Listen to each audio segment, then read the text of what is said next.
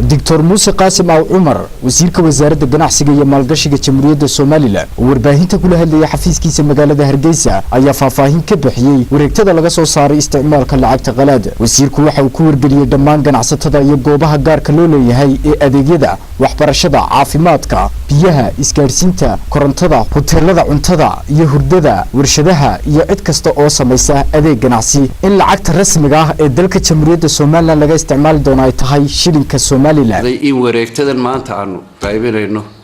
in la qoro oo la hirgeliyo si loo hirgeliyo qaadashadii shilinka Soomaaliland oo ah lacagta rasmiga ah ee jamhuuriyadda Soomaaliland sida ku xusan dastuurkeena xeerka bangiga waddanka 12 xeerarka kale ee wasaaradda ganacsiga iyo wasaaradda maaliyadda lacagta officialka ah ee dalkeena lagu isticmaali kara waxa weeye shilinka Soomaaliland oo ah in dukaamada retailerska la yiraahdo ee tafaariiqda iibiya inay lacagta dadka ka qaataan ka jumladlaha ee tafaariiqlaha wax ka soo iibinayaan oo lacagta Soomaaliland kaga soo iibiyo ka jumladlii importerka ama ninka wax soo dejiyay oo ka soo iibsanayaan inuu kaga soo iibsado lacagta Soomaaliland si ay meesha uga baxdo dollarkan degdeg loo doonayo ee isagoo baahi badan aanay jirin dukaankii yaraa maanta wax iibiyay wixii uu maanta iibiyay uu galabtaba dollarka ku bedelayo ee sababta ugu bedelayaana ay tahay ninka ganacsadaha ee jumladlaha ee aroorta ka doonaya labada gadbadood markuu soo iibsanayo dollarka ka doonaya waa baahi dollar oo aynu inagu sameynay oo aan wax loo xinagu khasbayaana jirin marka si aynu baahida dollar ee badan ee aynu inagu isku abuurnay aynu uga baxno waxa la go'aansaday oo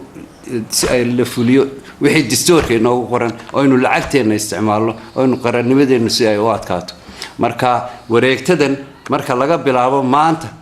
sideeda in loo dhaqan geliyo oo ganacsatadu ay iyo ganacsatada hadii cunto iibinaysa hadii raashin iibinaysa hadii ganacsato oo dhan iyo dadka adeega bulshada iyaguna bixiya oo ay ka mid yihiin dugsiyada gaarka loo leeyahay hospitaalada gaarka loo leeyahay farmasiyada leedarka internetyada maxaan ku raahdaa telefoonada waxa dadka lacagta laga qaado oo dhan in biilalkooda shilin Soomaaliland lagu keeno hoteelada aad aragteen in maanta koobuna hadda ka cabso $0.5 warqada bay ku keeneen marka laga bilaabo maanta waa xaraan in receipt lagu arko waxa soo dollar in lagu arko waa in waxa soo shilin Soomaaliland marka maanta laga bilaabo sidaas darteed waxa dadka faraynaa in ay shilin Soomaaliland la kala qaato